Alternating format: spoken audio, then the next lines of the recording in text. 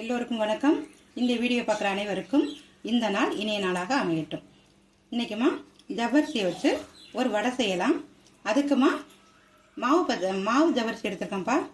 அதை 4 மணி நேரம் வெந்நீரில் ஊற வச்சுக்கலாம்ப்பா.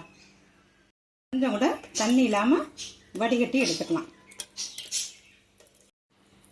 ஊறின ஜவ்வரிசியை இப்போ வடிகட்டிக்கலாம்ப்பா. தண்ணி கொஞ்சம் கூட இருக்கக்கூடாதுமா. ஜவ்வரிசி ஊற வைக்கிறப்ப நல்லா கழுவிட்டு ஊற வைங்கப்பா. ஏன்னா ஜவ்வரிசியில் நிறைய தூசி இருக்கும். இப்போ ஜவ்வரிசி வடை செய்கிறதுக்குமா ஒரு பெரிய வெங்காயத்தை சின்ன சின்னமாக நறுக்கி வச்சுருக்கேன். அதை சேர்த்துக்கலாம். 2 பச்சை மிளகாவை கட் பண்ணி வச்சுருக்கேன்ப்பா. ஒரு 5 பல் பூண்டு, ஒரு சிறிய அளவு இஞ்சிமா. இதை அப்படியே நச்சு போட்டுக்கலாம்ப்பா. மல்லி, புதினா, கருவேப்பிலை எல்லாம் சேர்ந்து ஒரு கைப்பிடி அளவு எடுத்துருக்கேன்ப்பா. அதையும் போட்டுக்கலாம். 150 கிராம் ஜவ்வரிசிக்குப்பா 30 கிராம் நிலக்கடலை எடுத்துருக்கேம்மா. வறுத்த நிலக்கடலை. இதை தோலை நீக்கிட்டு பவுட்ரு பண்ணிக்கலாம். நிலக்கடலை பவுடரையும் சேர்த்துக்கலாமா. குறப்பாக அரைச்சி போட்டுக்கோங்க. பிரெட்டு துண்டுமா ஒரு 4 துண்டு எடுத்து வச்சுருக்கேன். மேலே உள்ளதெல்லாம் எடுத்துட்டு க்ளீன் பண்ணி வச்சுருக்கேன்ப்பா. இதை நல்லா தண்ணியில் நினச்சி பிணைஞ்சுக்கலாம்ப்பா. நல்லாம்மா பிரெட்டை நல்லா மசிச்சு அரைச்சிப்பா. இதை மாவோட சேர்த்துக்கலாம். இஞ்சி பூண்டுமா தட்டி வச்சு சேர்த்துக்கலாம்.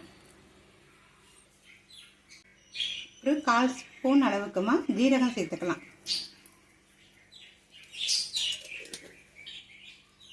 உப்பு போட்டுக்கலாம்ப்பா. தண்ணி சத்து சுத்தமாக இருக்கக்கூடாதுமா. அதை அந்த மாவோட சேர்த்துக்கலாம்.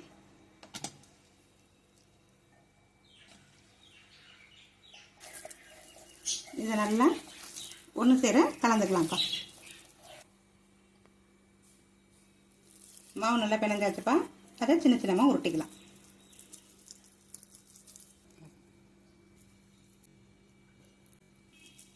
அடுப்பு பற்ற வச்சோமா பாத்திரம் சூடாகவும் நம்ம எண்ணெய் ஊற்றிக்கலாம்.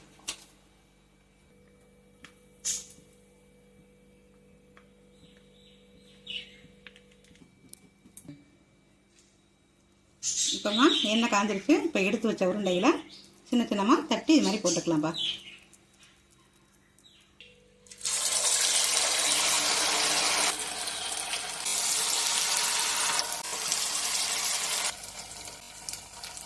இது செவக்கவும்ப்பா. திருப்பி போட்டுக்கலாம்.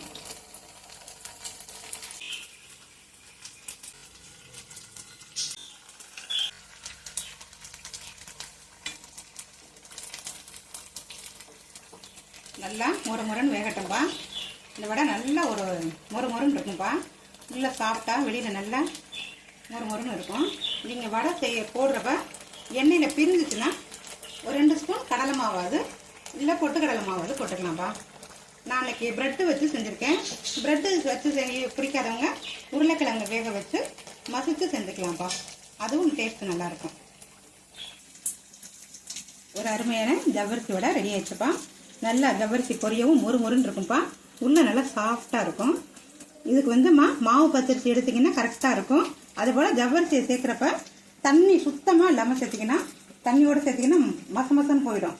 இப்படி செஞ்சிங்கன்னா தான் உங்களுக்கு நல்லா முறுன்னு சாப்பிட செம்ம டேஸ்ட்டாக இருக்கும்ப்பா.